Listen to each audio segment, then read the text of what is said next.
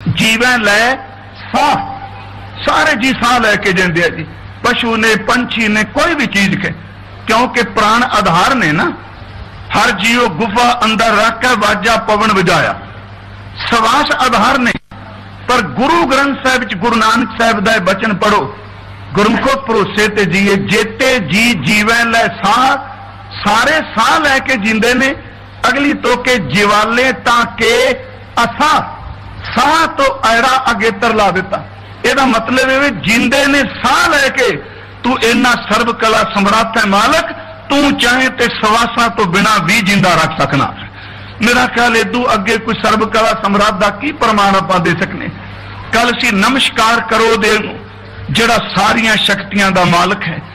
हाँ, अगली तुक मैं ता इस करके चुनिया कि गुरमुखो अरदास का पल्ला कदी ना छड्डो। जिन्ना मर्जी कोई बलशाली, ताकत वाला, सियाणा, जीवन वाला, सेवा वाला, जितना मर्जी कोई वड्डे तो वड्डा पुरुष होवे, गुरु ग्रंथ साहिब कहंदा अरदास करियो संसार तिलकन बाजीए, पता नहीं बंदे दी किथे बाजी पुठी पै जानी। अरदास का पल्लू ना कदी छड्डिए। अगली तोके डोलन ते राखो प्रभु, हे परमात्मा तुसी कृपा करो मैनू डोलन तो बचा लो। इंसान दे फुरने का कोई पता नहीं। एक थां ते वह दानी है, दूजे थां ते जेब कतरा भी बन सकता है।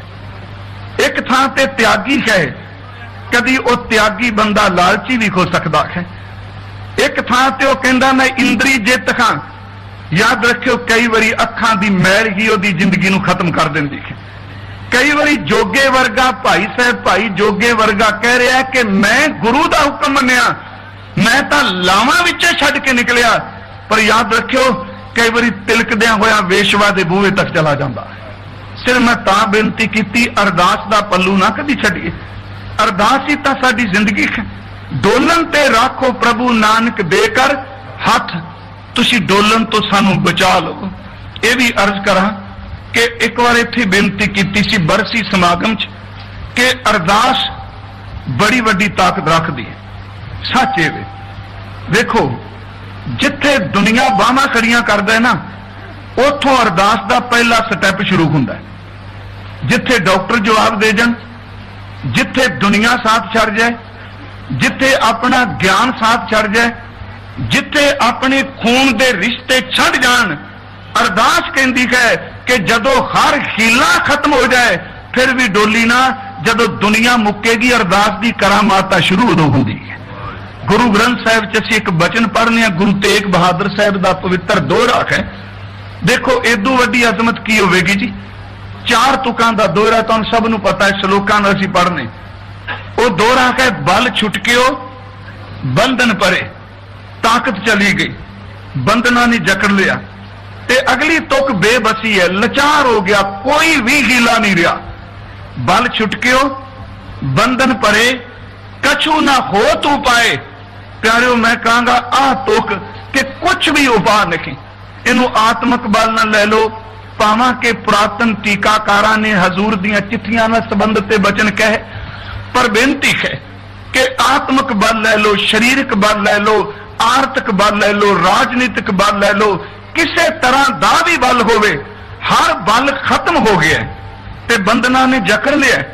ते लोकां दी जबान कहती पई है कि हुण कोई भी उपाय नहीं। डॉक्टर को जाओ कहंदा इलाज कोई नहीं। जे किसी को मदद मंगण जाओ कहंदा तू करजे च डूबा, मैनू कित्थों देगा। असलीयत है कि अपना खून भी जो साथ छड्ड गया। कछु ना हो तू पाए। ते अगे महाराज कहने उदास ना हो, कहो नानक अब ओट हर गज जू हो सहाय। जिवें हाथी दी मदद की। कमाल दी गल अगली तुक विच चमत्कार वरतिया, अगली तुक विच सर्व कला दी एक शक्ति वरती। अगली तुक है बल होवा बंधन छुटे, सब किछ हो तू पाए। नानक सब की तुम्हारे हाथ में तुम्हें होत सहाय। पार ब्रह्म परमेश्वर जी हर चीज आप जी दे खत विच। बल छुटके कोई वापस आ जाते ने, बंधन पे कोई संगल खुल जाते ने। जिथे कछु ना हो तू पाए, जदों तू संयोग बना लगे हर थां ते उपा पैदा हो जाते हैं। सिर्फ एक बेनती है कि अरदास करिए डोलन ते राखो प्रभु। बेनती करांगा कई बारी बंदा शरीरक तौर पर नहीं डोलता वाहिगुरू जी, फुरनिया के तौर पर मार खा जाता है। वो दस नहीं सकता, क्योंकि ओदी बनतर बनी ऐसी, दबदबा बनया हुंदा है। गुरु साहब कहते नहीं, तू भी अरदास कर कि परमात्मा तेरे अंदर फुरने भी इहो जिहा पैदा ना करे किते तू डोल जाए। देखो कि गुरु ग्रंथ साहिब च अरदास ने, असी गुरु अर्जुन साहब का एक बचन पढ़ रहे कि राख पिता पर मेरे, मोह निर्गुण सब गुण तेरे, पंच बिखाती एक गरीबा राखो, राखन खारे खेद करें और बहुत संतावें आयो, शरण तुहारे। एवं में डोलन तो बचा ले। भगत रविदास साहब जी महाराज उन्हों का बोल के नाथ कशु न जानो, मन माया के हाथ बिकानो, तुम कहियत हो जगत गुरु स्वामी, हम कहियत कलजू के काम। सिर्फ एक बेनती है कि अपनी अरदास खुद करिए, सानू डोलन तो बचा ले। ते सच वे वो आप कदी डोलता ही नहीं। तू अडोल कदे डोले नाही, झखड़ वाओ ना डोली पर्वत मेरान। रुख डोल सकता पर पहाड़ किथे डोलेगा? रुख दे टाण ते बैठा बंदा गुंजाइश है कि खवा नाल खिलेगा, पर मैं बेनती करा पहाड़ ते बैठे ने किथे खिलना, क्योंकि पहाड़ खुद अहिल है। तू मेरो मेर पर्वत स्वामी, ओट गही मैं तेरी, ना तुम डोलो ना हम गिरते, रख लीनी कर मेरी। सिर्फ एक बेनती से अरदास के डोलन ते राखो प्रभु नानक देकर हथ। ते ओ अरदास सच्ची मुच्ची बिजली की तरह, मैं कहना बिजली भी लेट, अरदास विच इन्नी शक्ति वर्दी है।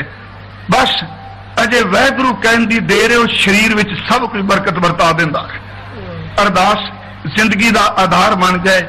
समाप्ति तो पहला धन गुरु गोबिंद सिंह महाराज उन्होंने, क्योंकि मैं बिल्कुल 5 मिनट में समाप्ति कर देनी है। बेनती है कभी आप भी अरदास करिए वाहिगुरू जी। उंज वैसे सिख सवेरे शाम अपनी अरदास खुद करे।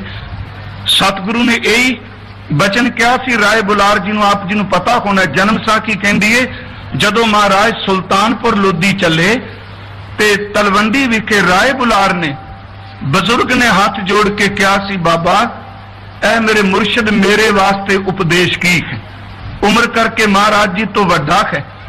जन्म साखियां च इन्ने प्यार की शब्दावली है जी, बंदे दा अंदर बदो बदी गुरु प्रेम च भिज जाता है। बाबा कालू साहब नूं यह शब्द कहने, देखी कालू मता पुत्र नूं उच्चा ते फिक्का बोलदा होवे ते जे पुछना राय जी तुसी की देखिया, कहन लगा इहदे करके तां मेरी तलवंडी वसदी है, इहदे करके मेरा शहर वसदा है। जदों तुर लगे हजूर, उस बुजुर्ग ने कहा कि महाराज मेरे लिए हुक्म की। सतगुरु ने उन्होंने इको वचन कहा, राय जी अपनी सियाणप अपनी अकल अपनी ताकत जवाब दे जाए, अल्लाह दे हजूर खलो के दुआ करियो, जिन्हों दुआ करन दी जांच आ जाए जिंदगी विच कदी डोलदा नहीं हुंदा। अरदास करियो, फरियाद करियो। धन गुरु गोबिंद सिंह महाराज उन्हां दे जीवन की सिर्फ एक छोटी जी घटना कह के समाप्ति है। अरदास की है हजूर दा एक तां कवि दरबार, रात भी अर्ज की पौंटा साहब आनंदपुर साहब, एक कवि दरबार लखी जंगल भी लगा जी। महाराज जदों लखी जंगल गए उत्थे कवि दरबार सजिया। दास ने रात बेनती की, ऐस धरती ते भी ढाडी कवि दरबार होया। रात एक उदाहरण भी दिती सी, खास करके अमरनामे दी। जदों दरबार सजिया ते हजूर दा आनंदपुर साहब दा एक कवि आया, वो विछड़ चुका सी। यह भी उन्होंने पता लग गया कि दातार दे चारे पुत्र शहीद हो गया, सन्मान योग माता जी शहीद हो गया, ते महाराज लखी जंगल बैठे आ ते ओ सन्मुख हाजिर होया ते सतगुरु वाल देख के उहदियां अखां भर आईयां, क्योंकि उन्हें आनंदपुर साहब दे 68 वार देखे सन। उन्हें देखा जमीन ते हजूर बैठे आ ते कवि अपनियां रचना सुनांदे आ। महाराज मुस्कुरा के कहन लगे, कवि जी उसका नाम सी बिहारी, कहन लगे कवि जी तुसी अपनी रचना सुनाओ पर उदास ना हो, जो कुछ साडे कोले अज भी झोली भर के तोरांगे। उथे जिहड़ी उन्हें कविता कही ओदा सिर्फ एक पदा है। वो कहंदा दाता मैं धन वास्ते नहीं, दौलत वास्ते नहीं, पेट वास्ते ते रोजी वास्ते नहीं, अज सिर्फ इको बेनती करना है, मेरे ते तरस कर। ओदी कविता दियां पंजाबी च सतरां ने, ओ कहंदा चादर मैली ते साबण थोड़ा, जद देखा तद रोवां। बस आई अरदास करिए, चादर मैली ते साबण थोड़ा, जद देखा तद रोवां। अगे शब्द वरतिया, बहुते दाग लगे तन मेरे, मैं केड़ा केड़ा धोवां। मेरे मालक, अज मैं सिर्फ बेनती करना आया, मैं दाग धुआन आया, मैं माया लैन नहीं आया। चादर मैली ते साबण थोड़ा, जद देखा तद रोवां। बहुते दाग लगे तन मेरे, मैं केड़ा केड़ा धोवां। ए दागां दी कोई कीमत नहीं, मैं क्यों कर खच्छी होवां। श्री साहिब मैनू दर्शन बख्शो, मैं सच्चे साबण धोवां। हे सतगुरु गुरु गोबिंद सिंह, अज मैं अपना दाग धुआन वास्ते आया। मैं एक बेनती करांगा, आओ एक अरदास करिए। मालक ने बख्शिश की इस अस्थान ते हर साल उन्हां करनी वालियां दी जिन्हां इस जगह ते शब्द कमाया ते गुरु का लंगर लाया।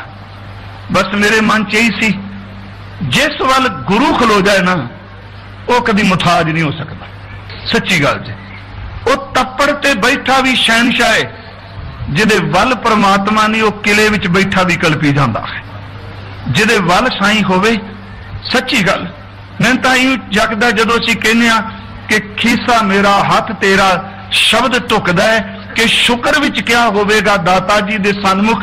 मैं ख्याल है मेरा कि खीसा मेरा हथ तेरा, ते शुक्र भी शब्द निकलिया होवेगा। जा तू मेरा वल है ते क्या मुछंदा, जे तू नाल हो गया मेरी मुथाजी मुकी। अज जा तू मेरा वल है ता क्या मोछंदा, तुद सब किछ मैनू सौंपिया।